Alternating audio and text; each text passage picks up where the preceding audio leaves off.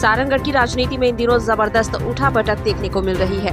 भाजपा छोड़कर कांग्रेस का दामन थामने वाले नेताओं पर अब तक कोई ठोस कार्रवाई नहीं हुई है। ये बागी नेता न सिर्फ पार्टी के अनुशासन को चुनौती दे रहे हैं, बल्कि अपनी राजनीतिक महत्वाकांक्षा के लिए दल बदलने में भी देर नहीं कर रहे। यहाँ के अधिकांश नेता अवसरवाद की राजनीति कर रहे हैं। चुनावी समीकरण के अनुसार दल बदलना अब सामान्य बात हो गई है।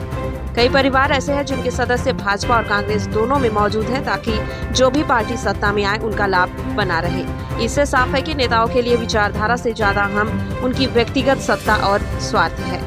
जनता हर चुनाव में बड़े वादों के झांसे में आ जाती है, लेकिन नतीजा वही ढाक के तीन पात रहता है। नेता अपनी कुर्सी बचाने के लिए पार्टी बदलते रहते हैं और जनता हर बार ठगा महसूस करती है। सवाल यह है कि क्या इस राजनीतिक अवसरवाद पर कभी अंकुश लगेगा या जनता यूं ही छली जाती रहेगी। ये बड़ी दुख की बात है कि अभी जो पंचायत चुनाव संपन्न हुआ उसमें सारंगढ़ जनपद पंचायत में भारतीय जनता पार्टी के निर्वाचित जनपद सदस्यों की संख्या पूर्ण बहुमत में था और बरमकेला में भी कमोबेश वही स्थिति था, लेकिन दोनों जगह हम असफल हुए। इसके पीछे एकमात्र कारण है कि दूरदर्शिता और राजनीतिक सूझबूझ, राजनीतिक परिपक्वता का अभाव। दो लोग नेतृत्व कर रहे थे, उनमें राजनीतिक परिपक्वता का अभाव दिखा, राजनीतिक सूझबूझ का अभाव दिखा और उनकी भूमिका पहले से भी संदिग्ध रही। ऐसे लोगों की पार्टी निष्ठा के उनका सवालिया भूमिका पहले से भी रहा है। तो ऐसी स्थिति में तो ये जो हुआ बहुत दुखद हुआ, लेकिन होना नहीं चाहिए था, लेकिन अस्वाभाविक था। और इसके लिए पूरे क्षेत्र के कार्यकर्ताओं में एक आक्रोश है।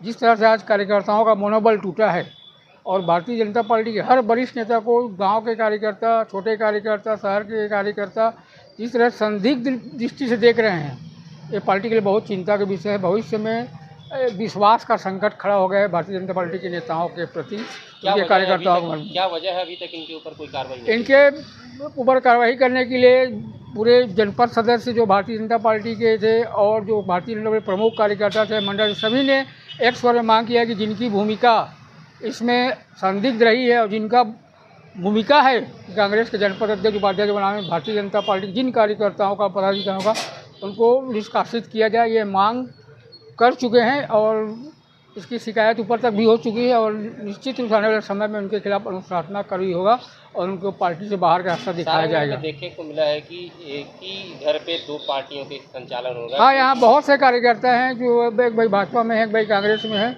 और दुखद और विडंबना ये है कि भारतीय जनता पार्टी के जो कार्यकर्ता हैं वे कांग्रेस के स्लीपर सेल की भूमिका निभाते हैं, कांग्रेस के पक्ष के लिए कार्य करते हैं।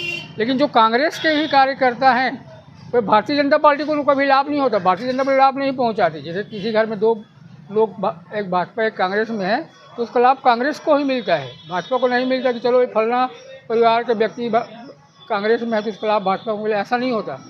केवल गद्दारी और धोखा भारतीय जनता पार्टी में रहकर ही करते हैं। ऐसे लोगों की सूची बनाई गई है, ऐसे लोग चिन्हांकित है पहले से ही। उनको तो मौका ही नहीं मिलना चाहिए किसी प्रकार के संगठनात्मक गतिविधि में, संगठनात्मक चयन में, लेकिन अपनी जगह बना लेते हैं। यही दुर्भाग्य है पार्टी का। और आज जो स्थिति बनी हुई है, मुझे नहीं लगता कि आने वाले समय में हम अच्छा प्रदर्शन कर पाएंगे। बहुत चिंता का विषय है हमारे कार्यकर्ताओं के लिए, हमारे पार्टी के लिए।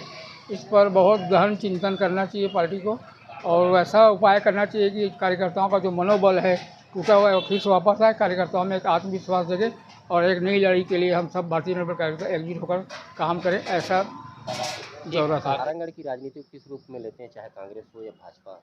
देखिए, सारंगढ़ नगर की ये दुर्भाग्य है, नगर का दुर्भाग्य है कि यहाँ ऐसे किसी भी सही जनप्रतिनिधि का आज तक सारंगढ़ को साथ नहीं मिला है। यहाँ के नेताओं के दोनों हाथों में लड्डू है।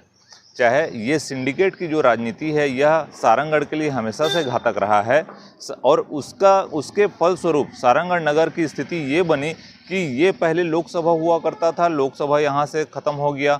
उसके बाद 1959 में ये नगर पालिका का दर्जा प्राप्त था सारंगढ़ को, जो फिर से नगर पंचायत हो गया। आज तक आप ये देखेंगे इतिहास में किसी भी क्षेत्र को क्रमशः किसी भी चीज़ का विकास 1 से 2, 2 से 3, 3 से 4 इस तरह से ग्राफ ऊपर उठता है, लेकिन सारंगढ़ के लिए ये ग्राफ हमेशा नीचे की ओर आता रहा है। और सारंगढ़ वर्तमान जो राजनीति और यहाँ का जो सिंडिकेट की राजनीति है, सलवा की राजनीति है, इसका ही परिणाम है कि आज सारंगढ़ नगर ये इस स्थिति को प्राप्त है।